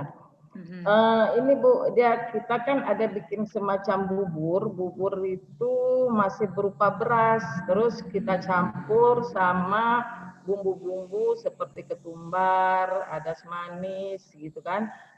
Tapi setelah diongseng gitu, itu tahan bisa 3 bulan itu Bu. Itu masuk harus ke IPRT atau harus ke BP POM? Jadi Bu? tadi berasnya sempat diongseng gitu ya, Bu? Beras diongseng, bumbu-bumbu halus, bahkan kayak daun-daun seperti daun, kalau istilah orang Natuna nih ada namanya daun kesum, terus ada daun-daun bumbu-bumbu gitu, itu pun ikut diongseng Bu. Oh, itu bisa Pak IRT, Bu? Bisa IPRT Bu ya? Iya. Tak perlu di BP POM, cuman tahannya tuh bisa 3 bulan loh Bu. Nggak masalah Bu, jadi yang di PIRT itu juga yang tahan lama juga, tapi jenis pangannya itu yang low risk, yang resiko rendah. Dan tadi kan Ibu bilang semuanya diongseng, berarti kering ya. Ya, kering. Itu bisa masuk kategori PIRT. Ya. Nggak usah BP POM ya Bu ya, nggak usah. Ya. Ya, baik Bu, terima kasih Bu informasinya Bu. Iya, sama-sama. Oke, terakhir silakan. Dari Siapa Putri dari Kalbar nih Bu. Oke, silakan. Assalamualaikum warahmatullahi wabarakatuh. Waalaikumsalam. Ya, Bu Aisyah, terima kasih atas penjelasannya. Kalau dari Kalbar Bu, kami di MKM banyak sekali. Itu produknya itu produk kering Bu, tapi juga ada produk minuman, dan juga kita ada selai ya Bu ya. Selai Srikaya Bu. Kalau selai Srikaya dan telur itu kita apakah BPOM atau PIRT ya Bu? Kebetulan kita PIRT-nya sudah ada gitu Bu. Oh, PIRT-nya udah punya Bu? Sudah punya. Oh iya. Iya. Terus kalau misalnya di Kalbar ini Bu, kalau untuk PIRT itu dari pemerintah itu alokasinya itu 1 tahun hanya 2 kali kegiatan. Itu pun hanya dibatasi Bu, terbatas sekitar 100 atau 50. Aduh, kejam banget ya. Nah, makanya saya kok nggak kedengaran ya, Kejam Bu? banget. Kejam banget. Oh Bu, Anissa katanya di Kalimantan Barat itu setahun cuma 2 kali buka IPRT. Padahal IPRT itu harusnya kecamatan juga bisa ya? ya untuk di kota itu. Jadi kami di sini Kelurahan ya bisa. Nah ini nggak dengar lagi saya, udah nggak dengar. Wifi-nya mati kayaknya Bu. Mati. Belakangnya mati lampu. Ya. Tapi saya udah nangkep sih Bu, yang selai tadi itu bisa PIRT ya. Ini ada di slide yang saya itu kok, yang selai jelly itu bisa termasuk Sarikaya itu bisa di PIRT. Bu, bisa nggak Bu kita ngurus PIRT-nya antar daerah? Misalnya tadi kan nggak bisa ya. Misalnya bisa, tadi Bu. di Kalimantan tuh susah ngurus-ngurus. Kita urus dari Jakarta, daerah Jakarta nggak bisa. Masing-masing provinsi Bu itu jadi kewenangan Pemda Bu. Untuk Jadi PIRT. lokal yang ngeluarin ya, nggak bisa pusat ya. Iya. Tapi PTSP sebenarnya online kan ya? PTSP online, tapi yang untuk izin usaha. Tapi kalau perizinan ini kan masih di Pemda Bu. Untuk PIRT. Iya ya. Oke, jadi kita harus pelajari Pemdanya mengeluarkan itu hari apa satu tahun berapa kali. Jadi kita harus yang aktif lah ya berarti ya, kita kolektif Mungkin gitu di ya. sana itu ada keterbatasan itu kali ya. Saya kurang tahu, mungkin perlu juga Bu sekali waktu dari Info WAPI ini coba tanya-tanya. Jadi kalau belajar dari anggota Ibu yang di Lampung terkait balai misalkan tadi ya, audit sarana, yang di Kalbar permasalahan di PIRT itu mungkin bolehlah sekali waktu Ibu mengundang dinas setempat untuk menjelaskan gitu ya. Biar terurai masalah satu persatu. Betul. Oke, ada lagi sebelum ini jangan tertahan sebelum kita akhiri. Ada lagi? Ibu-ibu ada yang silakan. Ya, Bu. Putri tadi udah dijawab Putri, jadi kita nanti akan pastikan dengan dinas tempat untuk kita bicarakan IPRT-nya, dan kalau perlu Inkoapi akan memfasilitasi untuk itu gitu ya, kita akan urus. Oke, siap Bu Carmila. Ya. Oke, ada lagi sebelum selesai, Sri Yuliastuti ada namanya. Iya, silakan. Saya Bu, nama saya. Ibu ini Uni kan? Tuti ini. Ini mah Uni Oke, Tuti, kalau Uni Tuti mah udah jago Bu. Iya, Bu Uni Tuti dia yang bisa anggota ngejelasin. kita, dia malah suruh sharing sama saya gitu kan. Uni suruh sharing. Ini ekspor aja mungkin Uni Tuti udah kemana nih? Boleh nih jadi narasumber ini. Uni Tuti ikut di kita Bu dari Depok kebetulan. Oh iya. Ya, oke. Ya, Ibu, Silakan Bu Uni itu Ibu Anessa, saya mau nanya Bu, saya mau nambah lagi nih Bu. Mau bikin BPOM izin MD dulu Bu, izin MD. Nah, kemarin-kemarin saya kan ikutnya BIMTEK terus nih Bu. Jadi kan ada yang dorong gitu ya kalau BIMTEK itu. Nah, sekarang saya ingin bikin MD lagi. Kalau saya mandiri itu mulainya dari mana, Bu? Apakah saya mulai langsung dari IREK atau saya uji dulu atau bagaimana, Bu? Bentar, masih rendang juga, Bu. Produk lain, Bu, ada bukan bumbu rendang. Kalio, Bu. Kalio sama balado. Oh iya, Bu Tuti kan udah punya akun perusahaan ya di IREK ya? Sudah, Bu. Iya, nanti mungkin kalau Ibu mau lebih lanjut kayak apa, nanti saya coba ikutan di itu ya, di kegiatan DES ya, atau kegiatan coaching ya, coaching klinik. Boleh, Bu. Tapi Ibu kemarin waktu daftar didampingin sama petugas kan? Iya, saya selalu BIMTEK, selalu ikutan coaching klinik segala macam, Bu. Oh ya, Uni Tuti. Jadi karena selalu ikut, jadi saya nggak ngeh gitu mulainya dari mana. Ya ampun, ternyata ada juga ya yang kalau kayak kita kan dari mandiri nih, Uni Tuti diajarin mandiri. Kan? Kalau Ibu Uni malah didampingi terus, jadi nggak tahu dia malah tiba-tiba sampai sini, tiba-tiba sampai sana, dia pun bingung sendiri usahanya. Jadi gini, yang case Uni Tuti ini harus saya buka ajunya nih. Pertama, saya akan cek di akun perusahaannya udah ada belum untuk Kalio, apalagi itu tadi ya produknya. Balado ya. Balado sama Nah, kalau ada Bu, Ibu udah tinggal langsung daftar produk. Direct tadi nginput.